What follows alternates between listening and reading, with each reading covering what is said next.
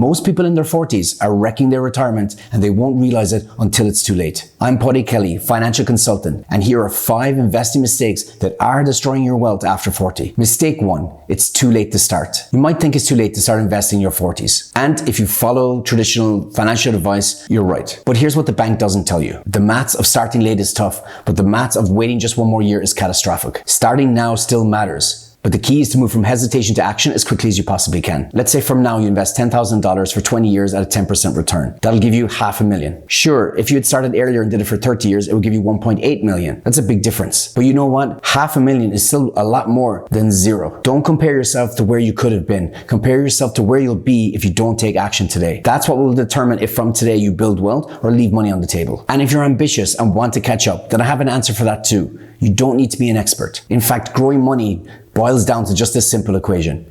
P times R times T.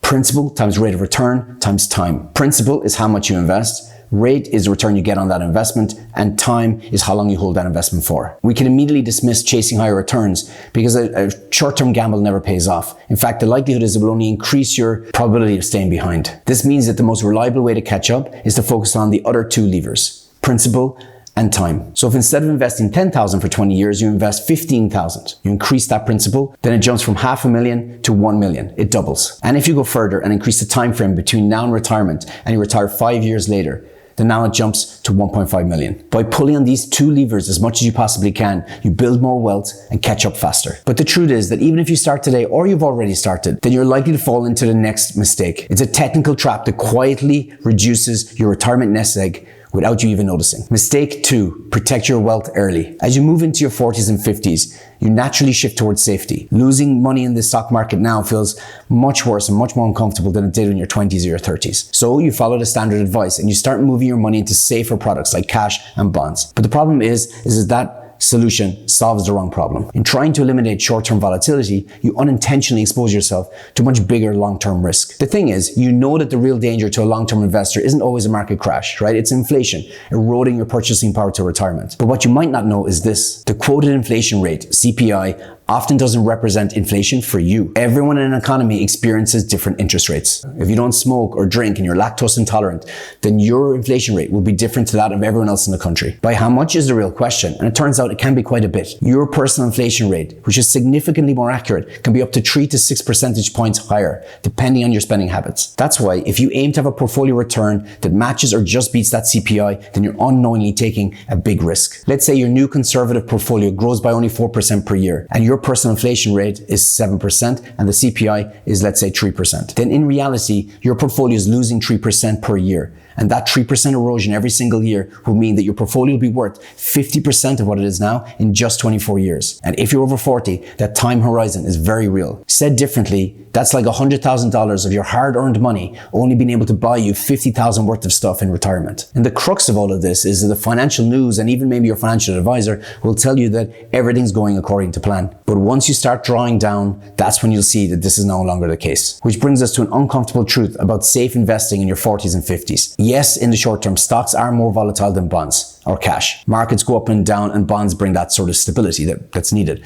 However, in the long term, bonds don't outpace inflation very much. And it's actually stocks over 15, 20, 25 years that build real wealth and protect purchasing power. So when traditional advice tells you to start moving your money into safer options in your 40s, there's an issue, because in your 40s, you still have so much more time. You still have decades of compounding left. Think about it. If you're 45, you still have maybe 2 or maybe even 2.5 decades left to grow your portfolio, to maximize your wealth building opportunity. Shifting too aggressively into preservation mode too early will only mean one thing. Your portfolio simply just won't grow enough to take care and support your personal future spending, and you will leave money on the table. Let's say you're 40 and your portfolio value is 1 million and you expect it to grow by 8% over the next 25 years. If you move 50% of your investments into safer options, right, then you lower your average rate to say 5.5%, and over the next 25 years, your portfolio would be worth $3.8 million. However, if you stay the course and wait another 10 years before you start moving your investments into safer options, then your portfolio value jumps to 4.8 million in the same time frame. In this very realistic case, moving too soon costs you 1 million. Warren Buffett says that volatility isn't the biggest danger for investors. panic is. What he means here is that price fluctuations only become permanent losses when people sell at the wrong time. And this applies to moving your investments too early. A diversified equity portfolio over a long enough time frame recovers from downturns and tends to build more growth. And moving your money out of it too early is a form of panic that shortens that wealth building window. Quitting too early can quite literally give you a false sense of security and cost you hundreds of thousands of dollars. And here's where it gets interesting, because though equities are your growth engine for wealth, they do have one major flaw, and that's the exit. Mistake 3, your financial plan will work on schedule. It's true that stock markets rise over the long term and compounding works wonders. But just because you're investing long term doesn't make you immune to risk. If the market drops 30% in the week you're retiring, then it doesn't really matter what the average return of your portfolio was, because you can't pay your mortgage today. So the real danger isn't the fact that markets drop, it's when they drop. Let's say you plan to retire with a portfolio of $500,000 and you plan to take $25,000 out each year for living costs. Assuming market growth of around 5% every year, it means over a 3-year period you can take out $25,000 a year and still be left with more or less the same size of your portfolio. But now if we assume that the market drops 30% in the first year you have to withdraw, and you continue withdrawing for those 3 years, and the market goes up back after that 5% every year as planned, as expected, then the simple fact that you had to withdraw in that particular period means that your value of your portfolio drops to $312,000. That's a 40% drop. The lesson here is that if you have to withdraw during a drop, then your portfolio takes a permanent hit. It's called sequence of return risk, and it happens more than you think. But the key to this isn't what everyone thinks. It's not market timing. It's having enough cash on board so you don't have to sell at the wrong time. And that means having a strong buffer built into your financial plan. Think of your wealth like a castle, and a buffer is like a financial moat protecting that castle. Here are 3 buffers that you can implement. Front load savings as much as you possibly can. Obviously this limits upside, but it protects downside. Monetize your skills or productize your experience. You can consult or freelance. This way you can cover your costs when things are down. The sooner you start on this, the better. Now few do the next one, but you can, and that is to reduce your fixed costs and keep most of your costs variable. This way, if trouble hits, you can significantly reduce your living costs and live to fight another day. These buffers, whether you choose one for some protection or all of them for maximum protection, will help your investments ride out volatility, and so you don't have to lock in losses. Sequence of return risk is a silent retirement killer. It will kill your wealth, so plan for it. But saying that, planning for this will almost be impossible if you fall for the next mistake. Mistake 4, your income will always be there. Most financial advice assumes the same thing. That through your 40s and your 50s, you keep your job, your income rises gradually, and that you can invest consistently between now and retirement. It's a nice idea, but real careers don't develop in straight lines. They don't go from A to Z, they go through B and C and D first. People face layoffs, industry shifts, burnout, health conditions, time off to support family. And this is a big problem because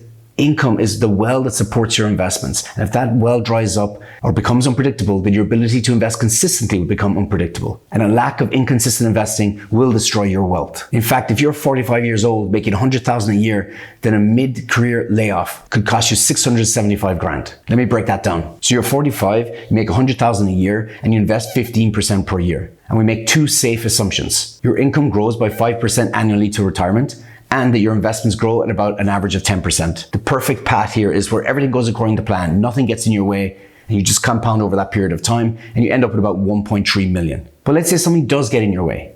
Let's say you're 45 and you get laid off, and so you have to stop investing entirely for 3 years. And it takes you 3 years to get back up to the salary you had of $100,000, and you don't have any other future annual raises. The result here is that your portfolio has lost 50% of its value.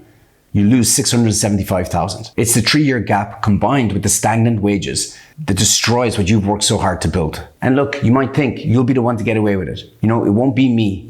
And you know what? You might be right, but the odds aren't good. Roughly 1 in 2 workers over the age of 50 experience an involuntary job loss before retirement. Mid-career roles tend to be more specialized, and so there's less of them, and so it's harder to find another job. This is exacerbated by now the onset of AI. And on top of that, when you do find a job, getting back to your previous salary turns out it's a little more difficult than it seems. The statistics show that the salary of the new job is less than the old one and comes with less benefits. And the result of that is that the contributions that felt easy to you have now become difficult or impossible. And especially in a decade when you probably planned to invest the most. But the takeaway here isn't pessimism, it's realism. Strong investment plans over the age of 40 should be built for interruptions. Mike Tyson says everyone's got a plan until they're hit in the face.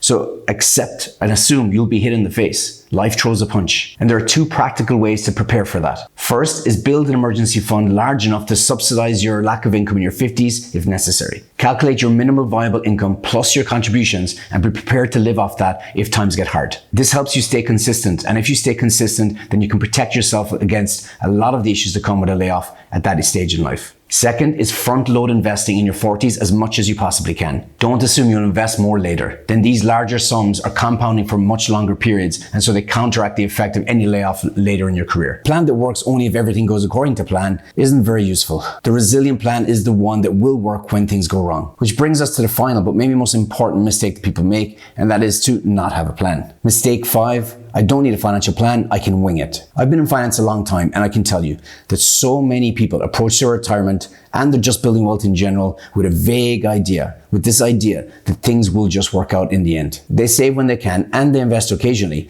but they assume that they'll just make more concrete decisions later. And I guess it's easier that way, but that has a massive hidden cost. Retirement is one of the biggest financial transitions you make, and so entering into it without a plan means you can't answer this simple question.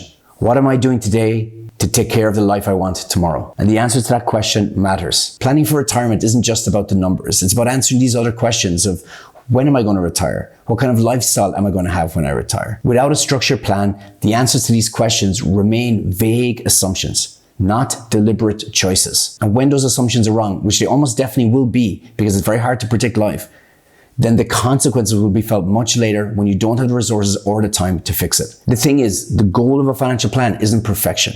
It's direction. And for investors over 40, clarity is even more important because when you're 40, you have less time to correct mistakes. A financial plan won't guarantee you success, but it will massively shift the odds in your favor. And that means you'll build more wealth than you destroy. Look, these 5 mistakes will quietly steal your progress if you let it. They will destroy the wealth you've worked so hard to build. But the good news is, now that you're aware of them, you can act. So adjust on your plan, pull the levers that you can. That's how you grow your wealth, protect your lifestyle, and not fall behind.